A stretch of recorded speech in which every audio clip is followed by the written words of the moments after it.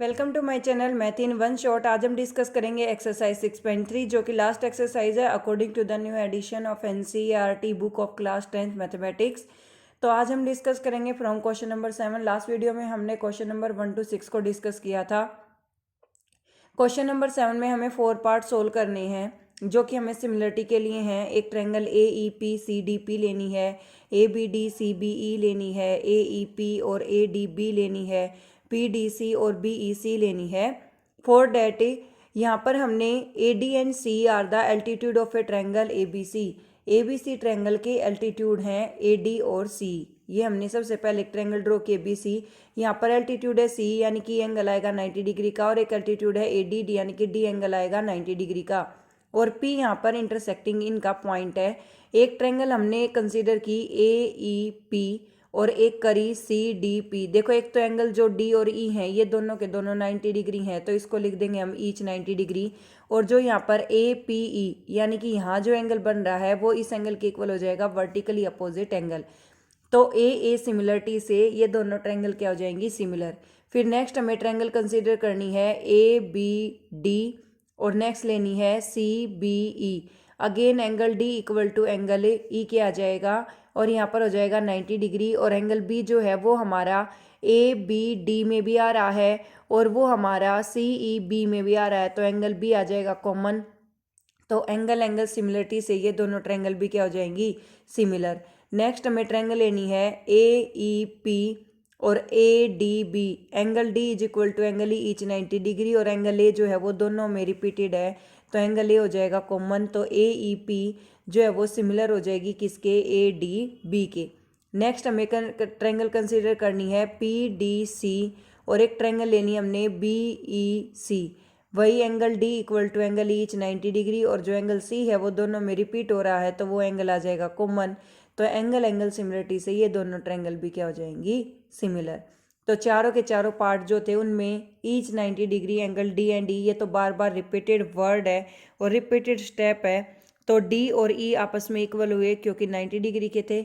उसके साथ ही नेक्स्ट जो कंसेप्ट आता है हमारा, वो नेक्स्ट कंसेप्ट है कि एक एंगल या तो वर्टिकली अपोजिट है या फिर कॉमन है। इन तीनों में तो कॉमन है, तो ए सिमिलरिटी से चारों पार्ट क्या हो जाएंगे, एक दूसरे के सिमिलर। नेक्स्ट है question number 8। In the given figure is shown in the parallelogram. हमें एक पैरेललोग्राम गिवन है A B C D. Is a mid point on A D का जो मिड पॉइंट है वो हमने ए डी को हमने ई तक प्रोड्यूस किया है। B E intersect, B E जो है वो इंटरसेक्ट करती है सी डी को किस पॉइंट पर, एफ पॉइंट पर, हेयर एट एफ। इन पैरेललोग्राम में A B C D, angle A जो है वो एंगल सी के इक्वल है, angle equal to angle C, opposite angles. एक ट्रायंगल ले लिया हमने ए बी ई, एक ट्रायंगल ली है सी एफ बी। तो यहाँ से एंगल ए इक्वल हो जाएगा एंगल सी के, जो हमने ऊपर प्रूव किया था, अपोजिट एंगल्स।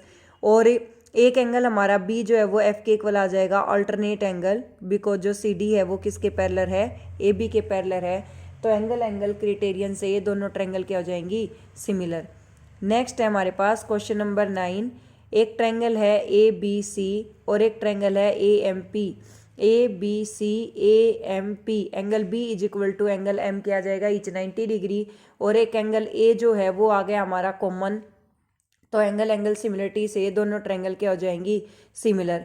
फिर हमने एक ट्रायंगल ली ए बी सी और एक ली ए एम पी। तो यहाँ से जो ए सी का रेशो है वो किसके साथ, वो पी ए के साथ, ए सी का रेशो पी ए के साथ, बेस का बेस के साथ, और बी सी परपेंडिकुलर का पी एम के साथ, यानी कि परपेंडिकुलर के साथ। तो ये से ratio of the corresponding side of the similar triangle, कि जो दो ट्रायंगल सिमिलर अगर हैं तो उनकी साइड्स के रेशियो भी आपस में क्या होते हैं, इक्वल।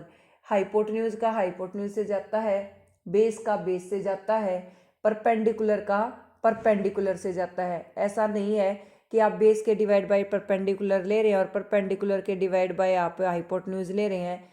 यहाँ पर हमारा जो ट्रायंगल थी वो ए एम पी थी, जिसमें जो एम पी है यानी कि पी एम है वो क्या था, हमारा परपेंडिकुलर था। और एक ट्रायंगल ली थी हमने ए बी सी, और इसमें जो हमारा परपेंडिकुलर है वो बी सी है, तो बी सी का हमने पी एम के साथ ही लिया है। जो ए सी था वो ABC ट्रायंगल के लिए हाइपोटेन्यूज था। और अगर मैं PA की बात करूं तो AMP ट्रायंगल के लिए जो PA था वो हाइपोटेन्यूज था। तो हाइपोटेन्यूज का हाइपोटेन्यूज से लिया है, परपेंडिकुलर का परपेंडिकुलर से लिया है।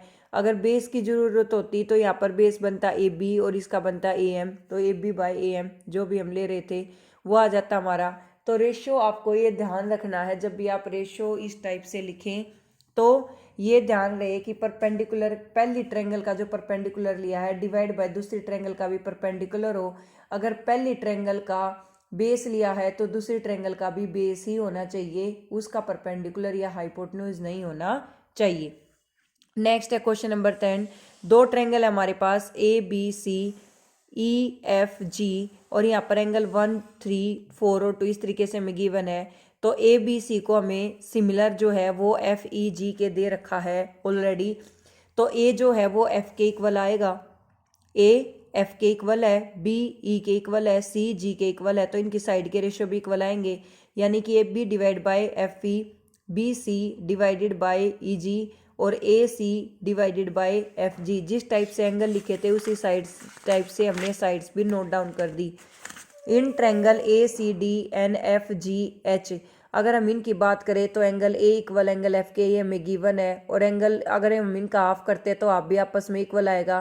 तो एंगल सिमिलरिटी से दोनों ट्रायंगल होगी सिमिलर हैं, तो इनकी साइड के रेशियो भी जो हैं वो इक्वल बनेंगे, यानी कि CD का रेशियो GH के साथ, AC का रेशियो FG के साथ, corresponding side of similar A triangle. उसके बाद अगर हम नेक्स्ट पार्ट की बात करें CD डिवाइड बाय GH और AC बाय FG लें, तो AC बाय FG जो है वो इक्वल है BC बाय EG के। तो ये दोनों भी आपस में इक्वल हैं। अगर ये हम पहले भी करके आ चुके हैं कि अगर हमारी दो इक्वेशंस हैं और उसमें हमारी या तो लेफ्ट हैंड साइड इक्वल हो जाए दोनों, या फिर राइट इक्वल हो जाए, तो अगर राइट इक्वल है तो लेफ्ट ऑटोमेटिक इक्वल हो जाएगी, अगर राइट इक्वल है तो लेफ्ट ऑटोमेटिक इक्वल हो जाएगी। तो हम उसी क्रिटेरियन को फॉलो करेंगे। DCB और HG ट्रायंगल लेते हैं तो एंगल 3 इक्वल टू एंगल 4 के, और इनका साइड का रेशियो हमने ऊपर प्रूव किया है। तो साइड एंगल साइड प्रॉपर्टी से ये ट्रायंगल भी क्या हो जाएंगी सिमिलर। एक ट्रायंगल लेते हैं हमें DCA और एक लेते हैं HGF, एंगल 1 एंगल 2 के है, बाइसेक्टर्स हैं, और CD डिवाइड बाय GH है और AC बाय FG है। तो यहाँ से ट्रायंगल DCA जो है वो सिमिलर हो जाएगी किसके, HGF की, by the property of side angle a side. For more videos, like, share and subscribe my channel and comment in the comment section if you want any video on any topic regarding the school classes 9 to 12th or at the college level regarding the subject maths.